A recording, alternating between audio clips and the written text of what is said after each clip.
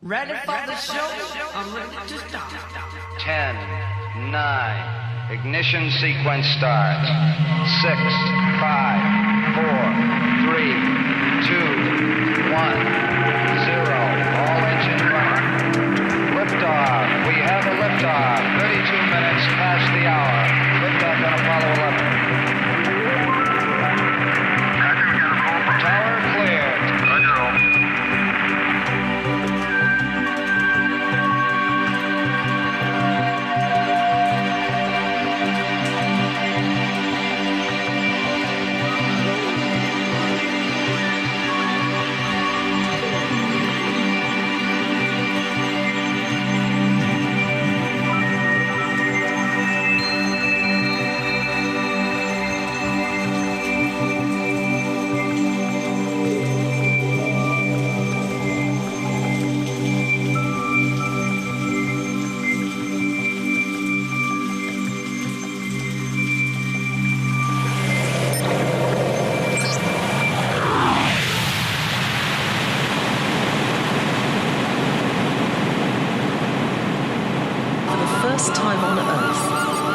Technological intelligence reaching for the stars.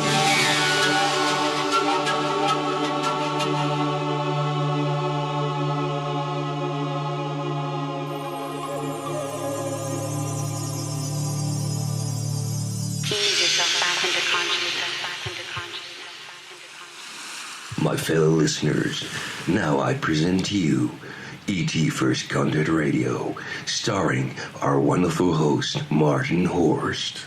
Yes, my friends, welcome to ET First Contact Radio. This is your host speaking, Martin Horst, with a very special broadcast.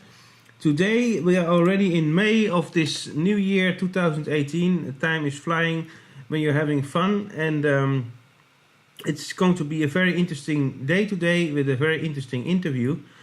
My guest today is Sean Worthington, and at the early age of 14, Sean was a lead scientist and inventor of RAIDA and was programming one of the first computers on the Atari 400.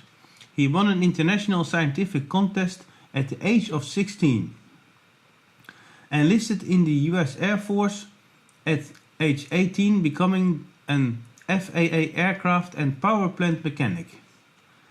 After leaving the Air Force, Sean attended California State at Chico.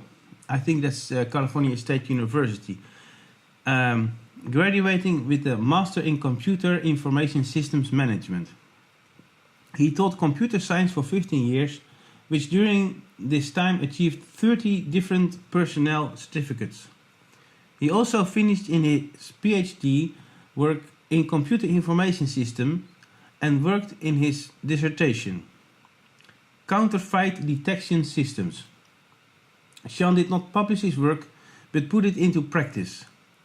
He filed a patent in June 2016. In August, he created CloudCoin nodes.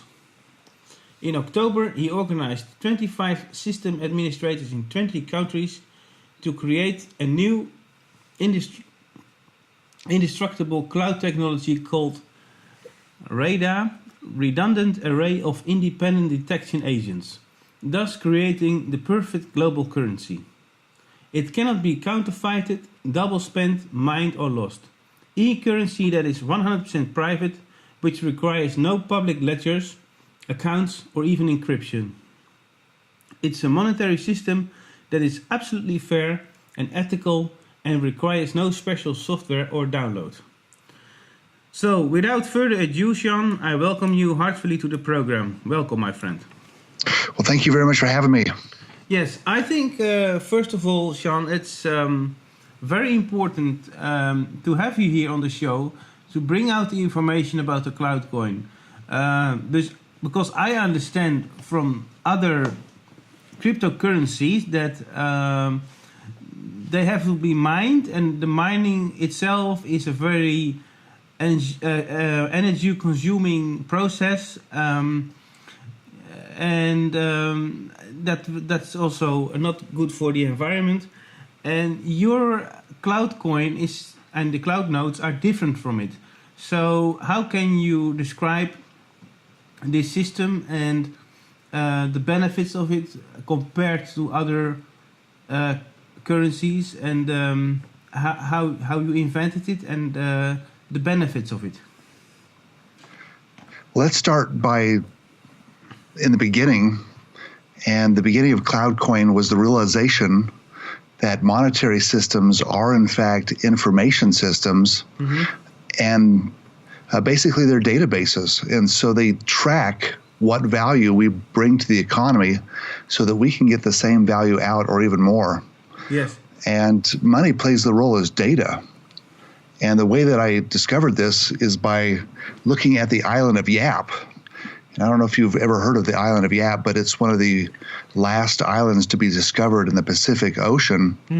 It was discovered in the 1800s by European sailors from Ireland. Yes, I know. Yes. Yeah, when they found it, they were surprised to see that they had a very interesting monetary system. They had this village square, and in that village square, they had all of these raised platforms. And they had these big giant stones, and every one of these raised platforms represented a family. And every time they did a transaction, they would just roll one of these stones from one of these platforms to another. And this is the way they tracked all of the transactions and who owned what. And you could basically go to the village square and see which family had the most amount of money just by looking at it. And I recognized that this system was a physical implementation of a database, and that the coins were the data, and these raised platforms were just like rows at a table. And that's how it dawned on me that, in fact, monetary systems are information systems. And I also then understood that we, with our regular paper money that we use every day, that's actually a form of a physical representation of a database as well, because each of us is like a row in a table.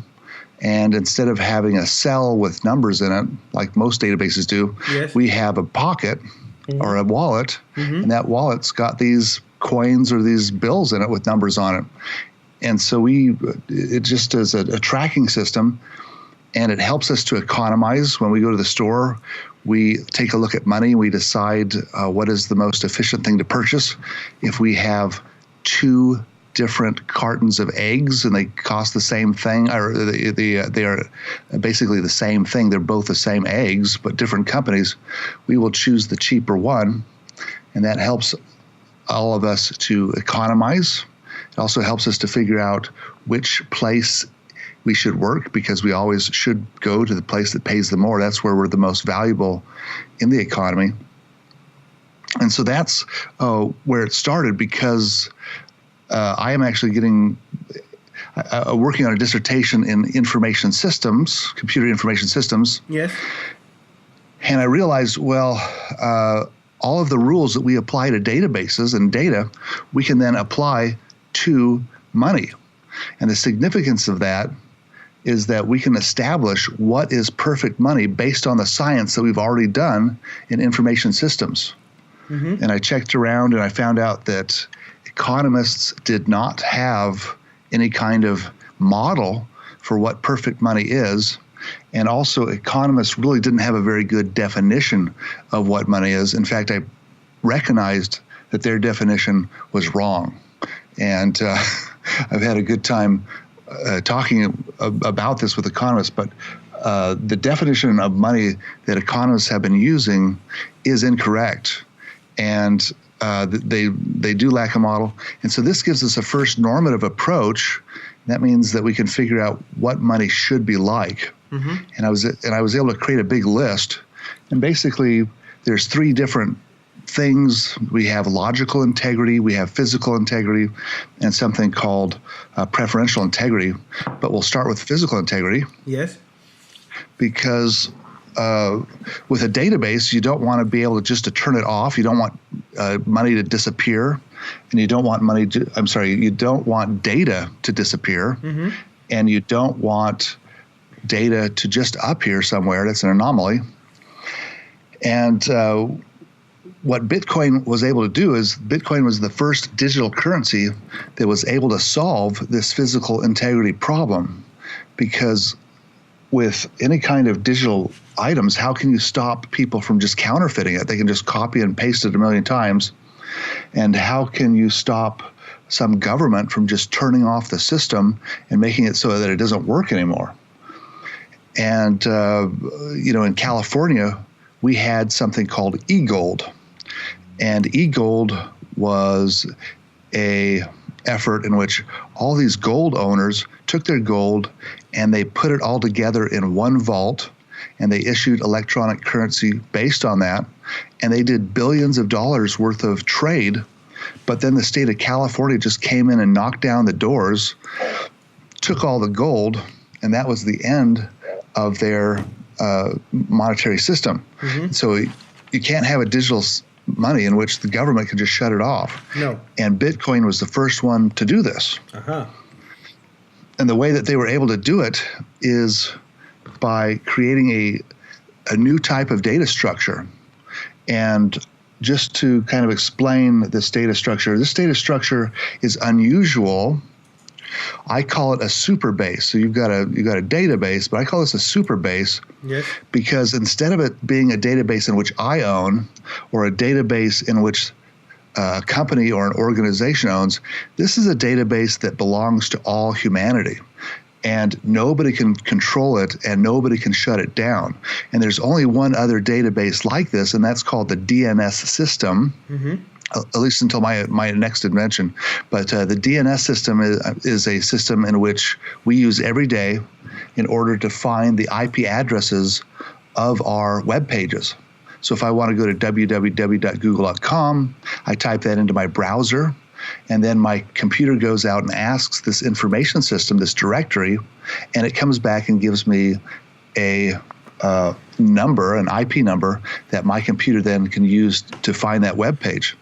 And this also is a super base. So there's this blockchain was a super base that it belonged to all society, but it was also had fault tolerance, because the way that this database works is that you can write to it and you can record all your transactions, and then you can also read them. And what this allows you to do is you can track the money as it goes from person to person to person, and you can look at the whole trail and figure out who owns what money. And to stop people from being able to delete transactions or to change transactions so that they could fool everybody, this database is replicated on thousands of other servers. And if anybody was to delete or change it, everybody would know, because they see the truth on their own version of the blockchain. So this blockchain is a big technology. It's a big advancement, and it allowed for many things, but one of the things it allows for is a digital currency. However, when they made the blockchain, they didn't understand money and its function and its purpose, and they tried to make it like mining of gold. And they tried to make it, along that lines, thinking that gold mining and gold was a good type of system that might be ideal or perfect or should be mimicked. But they were actually wrong about that. And in fact, mining is a form of counterfeiting. And so, for example, during the 1500s, we had this thing called the Great Spanish Price Revolution. Yes. And that's when they brought in a whole bunch of silver from the New World. From the New World to the Old World, to Europe. And that caused the price of everything to go skyrocketing. And ironically, it made all of the Spanish poorer. Yes. So instead of them getting rich, they actually became less productive. And the reason is because the purpose of money is to track who's doing what. And it's supposed to make it so that if I want to buy something from you, I've got to prove to you that I added value to the economy, and I prove that by showing you my money. And whenever you go out and mine gold or silver, you're actually adding to the money supply, which is not necessarily a good thing. And so there's actually no mining that's necessary. All you need to do is have money that accurately tracks everybody's inputs. So I'm starting to get a picture. Yeah. So with this mining, they use, of course, a lot of electricity, and it cost about $3,000 worth of electricity to mine one Bitcoin. And of course, in the future, it's going to go up because of the algorithm. It'll go up to like $6,000 to mine a Bitcoin. And the problem of that is if the value of the Bitcoin drops below 3,000 or below the price that it costs to make one, then all of the people that are mining will shut off their servers. And that's a very bad thing because the whole system requires these miners to process these encryptions. The blockchain is 150 gigabytes and it keeps growing and growing, and it requires more and more processing power as computers encrypt and decrypt this blockchain. This encryption and the decryption, that requires a lot of processing power, which requires a lot of electricity, which costs a lot of money, and then it creates a lot of heat, and then you have to cool that, and that also requires a lot of electricity. And then you need processors, and that's a huge expense as well. But ironically, it's all unnecessary. So what we did is we created a model of what we thought would be perfect money. And of course, it had physical integrity, but it also had logical integrity. And as far as the physical integrity goes, part of that is that you should not be able to lose your money, permanently at least. And with Bitcoin, there's been 17 million Bitcoins mined, and over 4 million of those are believed to be permanently lost. And of course, if you lose your Bitcoins faster than you mine them, then you're not going to have any money in your system at all. So that is a big problem.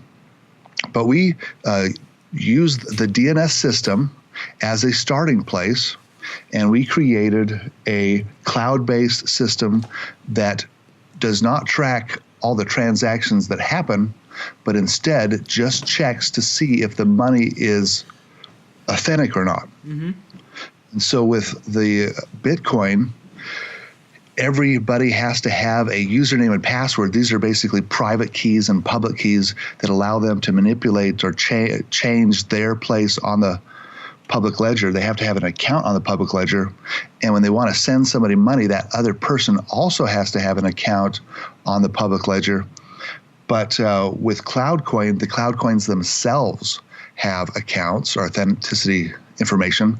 And that means that the people do not have to have passwords, do not have to have logins, and that changes things dramatically. Yes, because those passwords that are used for the Bitcoin require a lot of processing power. So what about processing power using the CloudCoin or the cloud nodes? And so our protocol is very light. And you can think of it as like the DNS system, where the DNS system, you send it some information about the name of the server that you want to go to, and it gives you back an IP address within a split second. It requires very little processing power because it's just matching. And that's exactly the same way that the CloudCoin works. And so we reckon it's about 10,000 times more efficient than the Bitcoin. It does not depend on encryption at all. Instead, 10,000 times. Yes. And so we actually don't even necessarily have to go through the processor. We can go directly from hard drive to RAM, and it's incredibly more efficient. Yeah, because you use a DNS address. Well, we don't. We use a protocol that's like DNS. It's not. We do have to use the DNS system to make it work, but it's very light, like the DNS. Yes, I understand. Yes, and how many users are now able to use the CloudCoin? Well, we have about 10,000 users on our list of people that we've sent CloudCoins to. And so it's at least 10,000, and it could be quite a bit more. In fact, I'm pretty sure it is quite a bit more. Yes, and are there ways to because I know about those online trading programs where people make more money by I don't know exactly how it works, but by investing money in cryptocurrency and then to increase their value by speculating. And is the CloudCoin just for purchasing things online, or are there also ways to gain? So right now, CloudCoin is pretty much just for purchasing things and trading between people and keeping accounts of things. Mm-hmm. And so, if you wanted to buy and sell things all over the world and you didn't want to have any bank fees and you didn't want to have to pay any tariffs or taxes and you wanted it to be 100% private, then CloudCoin is a very good choice. It just so happens that since we think that CloudCoin is the most perfect currency, that it is going to be the best for everything. Now, we are trying to get on an exchange, and we have some verbal agreements from people to allow it to be on an exchange. And once that happens, then CloudCoin certainly could be used as an investment. People could speculate that it's going to go up in value, and they could buy it for that purpose. But really, CloudCoin is a money, and of course, Bitcoin is a money too. And just like any other money, it's not necessarily an investment, although people certainly have chosen to invest in Bitcoin and these cryptocurrencies, and they've gone pretty much overboard and crazy. We've had a big bubble because of that investment. So I think that I would not advise people to get into cryptocurrencies or CloudCoin as an investment. However, I will say that it is very clear that fiat government money goes down in value. Oh yes. Because they print out more, and so a good cryptocurrency like CloudCoin, and I shouldn't call it a cryptocurrency because it is a cloud currency, but CloudCoin has a fixed amount, and what that means is that we're not going to make any more. And so in theory, it should go up in value all the time. Yes, because it has a fixed value, actually.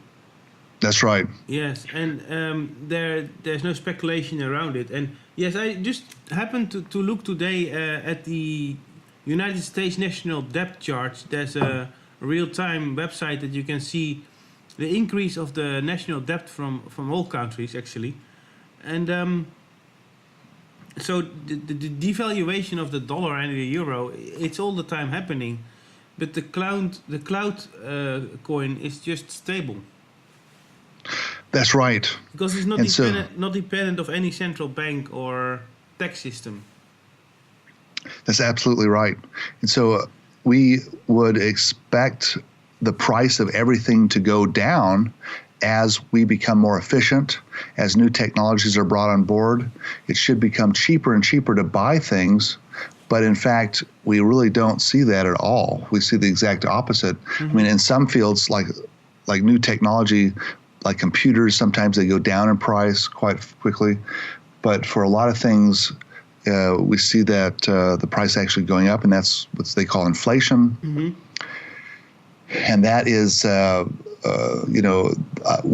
what we believe is happening there is that the governments and the bankers are hacking the system, and they're siphoning value off that actually belongs to you and me, and they're getting freebie stuff that they didn't earn. Exactly. So, yeah. And so it is an information system, and it can be hacked.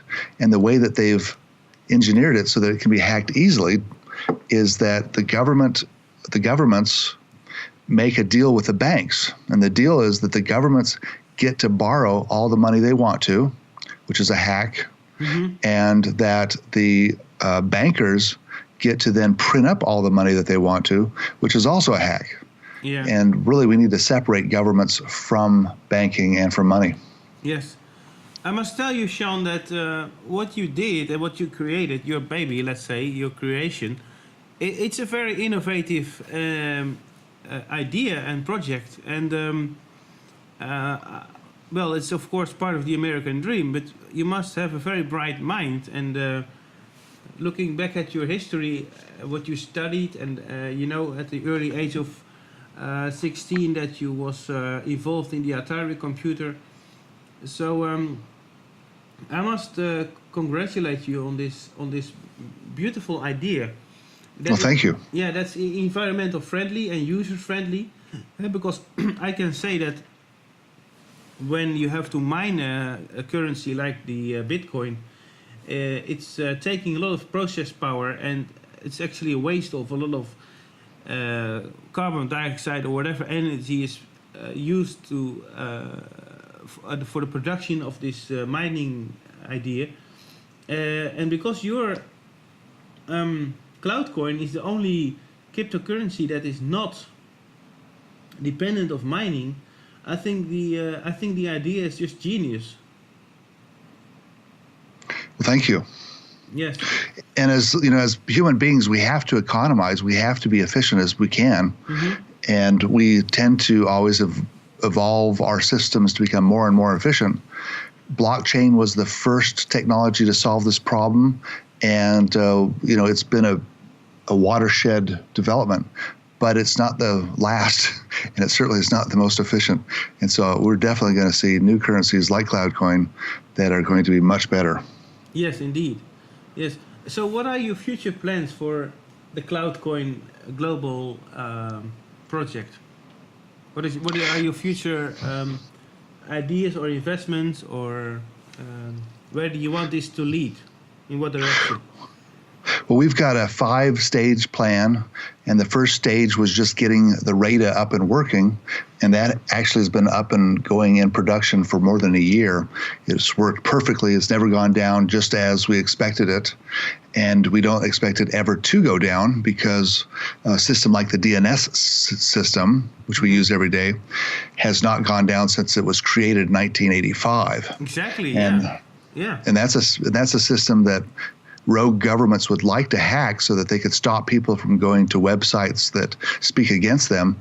And jihadists and terrorists would love to bring it down. Hackers would love to bring it down. They've never been able to do that since its creation. Exactly.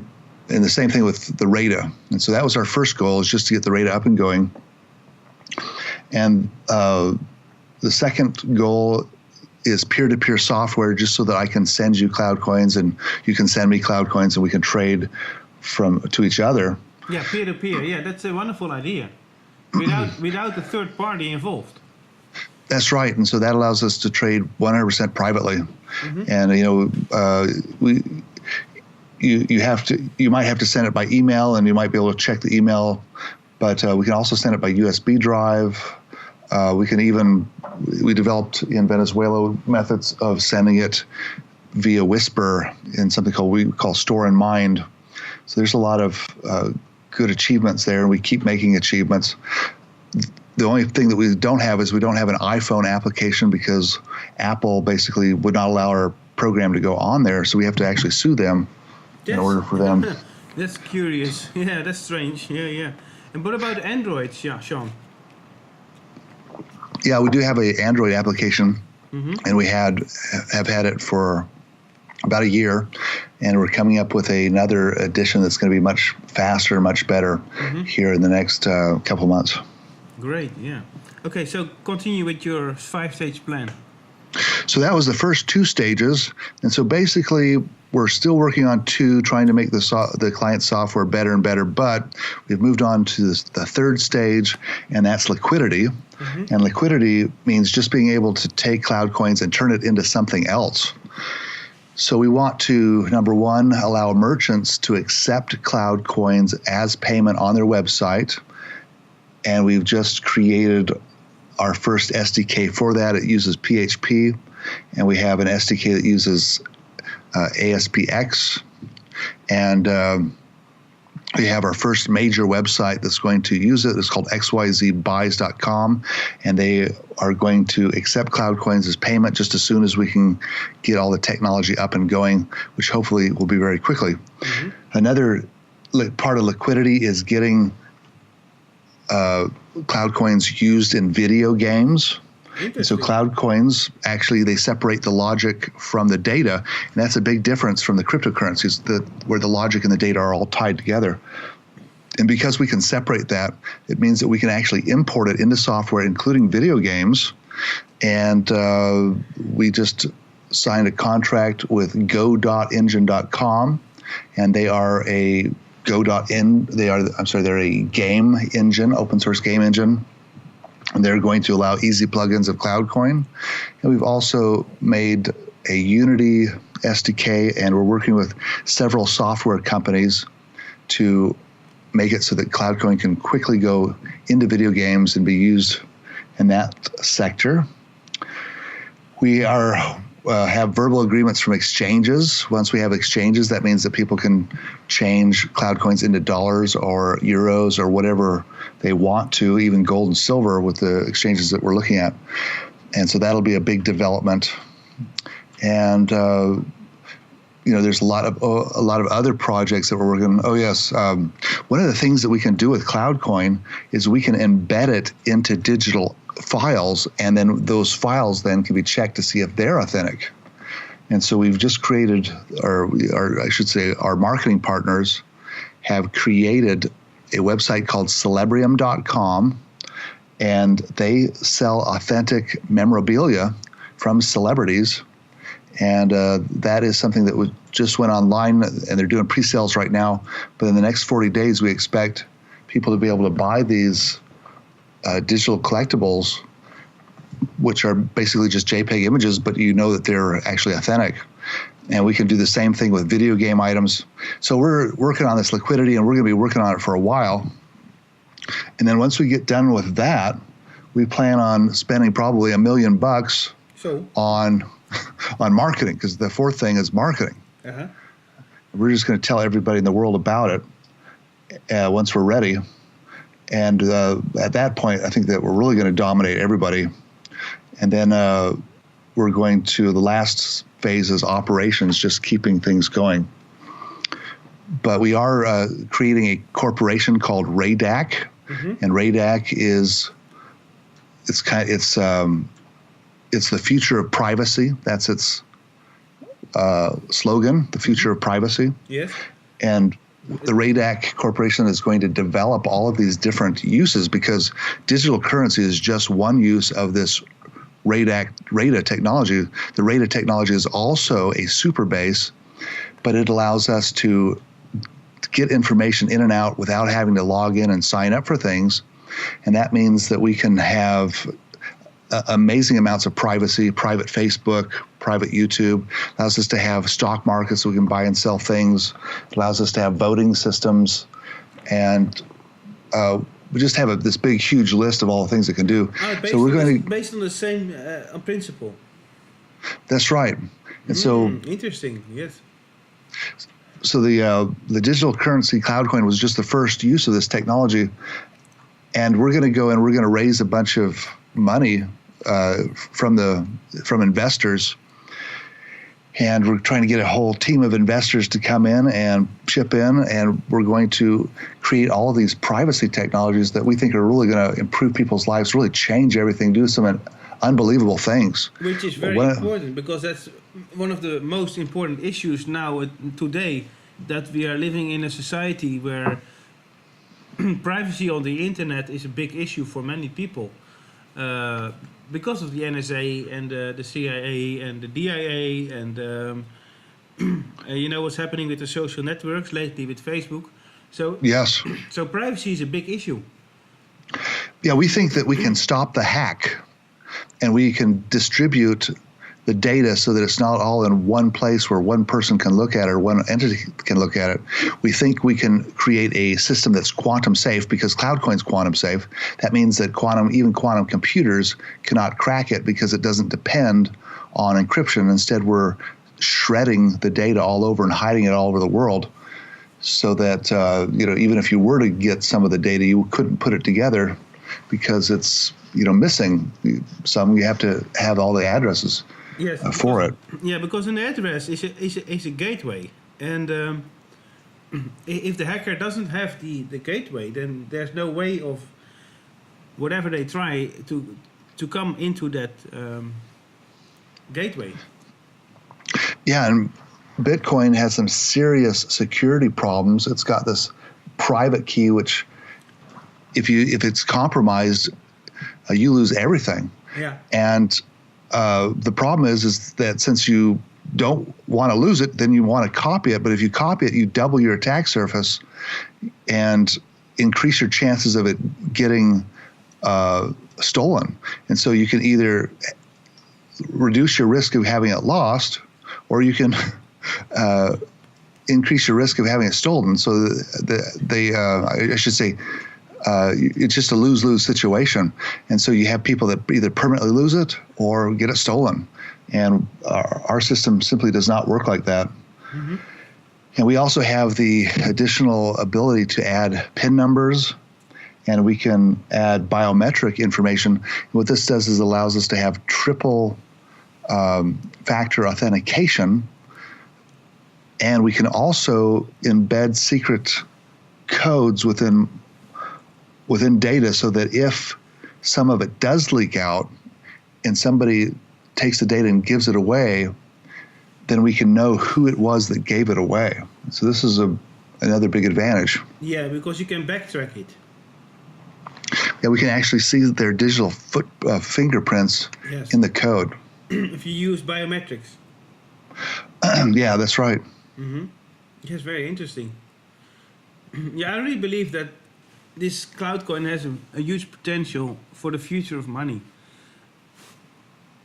Well, I think it's the best that can be. I mean, there might be some things that are slightly better, but if our model is correct, we have the perfect currency, and we're just not going to find much better. I mean, we had to make some decisions, like with Bitcoin, they use fractions, and so that means that I can go buy something that might cost 0.0005872 Bitcoin, mm-hmm. and with CloudCoin, we have integers. And so that was a decision that we made. We actually can do fractions, but we made CloudCoin so that we can split it, and basically that allows everybody to double the amount of CloudCoins, or triple, or whatever, how much we split it, so that everybody ends up with more CloudCoins to try to make it a good usable unit of account, while not introducing or giving somebody extra CloudCoins and being able to, introduce that without actually earning them. Yes, I understand. Yes. And do you have any other ideas that you want to promote your project of the CloudCoin? And is there any way I can help with more interviews or finding other radio stations for you or to have interviews? And how do you want to give this project publicity, my friend? Well, we like to talk about it, and we haven't done much speaking in Europe, and so I think you're actually one of the first European people that I've talked to. We've done a lot of interviews in America and also in Canada, but I probably should get a publicist in Europe so that I can organize mass conversations there. So, anything that you can do with Europe would be helpful. Yeah, it would be great. I would be happy to help. But we do. Yeah, but actually my radio program is worldwide, so we have listeners from all over. And of course my YouTube channel has a huge reach globally, so this interview will be heard anywhere. That's wonderful. Mm-hmm. One of the things that we have a marketing partner, they're called digitalfrontiernews.com, and digitalfrontiernews.com is a website that if you go to, you can sign up for their newsletter, and you get my book for free. And my book is basically the white paper. I'm just getting ready to come out with a second edition of it, but it talks all about this technology. It compares with Bitcoin. It talks about what are perfect currencies, and so it might be very interesting to your listener to do that. Listeners. Sure. Yes. Can you repeat the website, please, Sean? It's called digitalfrontiernews.com. Mm-hmm. And they can also go to cloudcoin.global. That's our official website, and read more about CloudCoins. Yes, I saw that on your bio, cloudcoin.global. Yes. Mm-hmm. I am having the website here. So yes, are you also speaking on public events about the CloudCoin? Yes. This is a lot of people have been very interested in this subject, and I just got back from Canada. I was speaking to the Private Capital Markets Association of Canada, and they're basically a bunch of investors, and they were very interested in Bitcoins and digital money. And so I got to be their keynote speaker and tell them all about money and some new theories about money. And so I'm getting more and more talks like that. In July, I'll be a diamond sponsor at something called the Freedom Fest in Las Vegas. I heard about the Freedom Fest. It's a very interesting venue. So that is kind of the premier event for libertarians. And my underlying goal is to free everybody. And I believe in free markets and capitalism. I think that a lot of the things that go wrong in our society, in our economy, are caused because of the monetary system. And it makes everybody look bad, and it makes the free market look bad.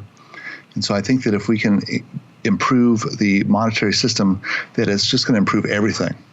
And so I look forward to being part of that, and not just I'm not just trying to make money. I really believe in freedom. Me and too, I hope to. friend. Yes, Sean. Very good. Yeah, freedom is very important, Sean. And as we look at the world today, how it's developing, with restrictions and regulations that are being increased, we need this free market and this free thinking. Entrepreneurs like yourself, because my radio program, Sean, is about free speech, and anybody with a genius idea can talk about it here. And it's a free service. I do it on a free donation, but any genius idea from free thinkers will be published on my YouTube channel so that people can learn more about it. And that's my goal, to make Absolutely. it. Yeah. And I really appreciate that, because on most shows that I do, and I do a lot of them, I can only just say sound bites and talk really quick about things. But you've given me a lot of time, and that really gives a chance to explain things and make the argument. So I really appreciate your show. And I appreciate you as a free-thinking human being with a wonderful idea. And I must say that I had a friend in high school when I was the age of 14 myself, and his name was Jamie. And he was a genius with computers like yourself. Back then, in those days, he was working with a Amiga 2000 and a Commodore 64. And the things he was doing with the programming, for example, he was able to project dots or characters outside the screen of the Commodore, and this kind of things. He was a genius like yourself. Fantastic. Yeah. And you came up with this idea of the CloudCoin with security based on the DNS server system, which is indeed from 1985. And it's a very secure idea and secure, unhackable, safe way of communicating and sending currency. So maybe you can talk about your agenda and your next venues where people can find you, because I'm sure I have listeners from California and places that are close to you. So go ahead. Well, I have publicists that create my calendar for me, and so I do radio shows every week. I am just finished doing a whole bunch of tours. I went to Aspen, I went to Seattle, I went to Chicago, and of course I just got back from Toronto, Canada, speaking at their conference. And I also teach community college, and I've used up all the days and some extra days from work. So I'm going to be trying to stay home for at least the next month or so. Yes, but, it's also important to have private time, and because it's important to find a balance between work and spreading your ideas and having private time. It's a very interesting challenge for myself as well, by doing interviews and having private quality time for myself. Yes, and it's I'm not a business person. and I'm not really that organized, and I've had to hire an assistant, and so we have hundreds of people that are involved, and we have a growing a base of programmers and quality assurance people, and everything's getting really complicated. And so it'll be nice that we create this raida corporation and have some accountants and people that can organize things, and so we can really become a professional organization instead of just me running around Yes. talking about stuff. Yes, well, you will attract the right people, I'm sure of it, because your idea comes from a scientific viewpoint and it's being brought into practice. It's running, there's a website, people are involved and people are enthusiastic about this idea. So anybody who's listening about CloudCoin and seeing Sean Worthington, this is one of the things that I'd like to do is I'd like to go to some kind of a conference for economists, because I think it would be very interesting to debate the ideas that I have as far as what money is. When I talk to economists, they say it's a store of value. They say it's a medium of exchange.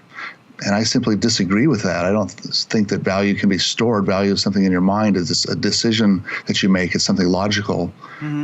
Medium of exchange. Medium of exchange is the how something travels from one place to another place or from a person to person.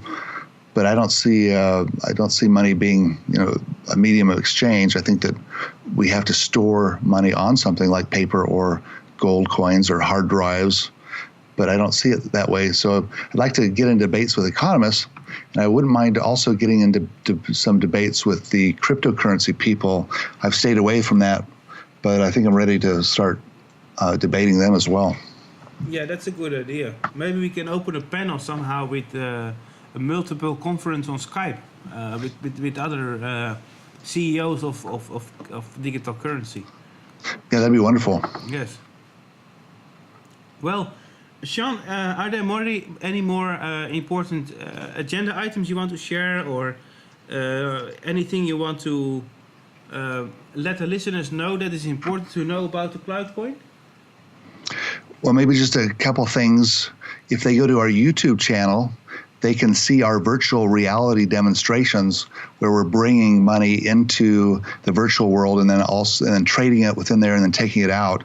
This is going to allow us to extend the economy into virtual spaces, and we're pushing that, trying to develop that. So that's something that's interesting.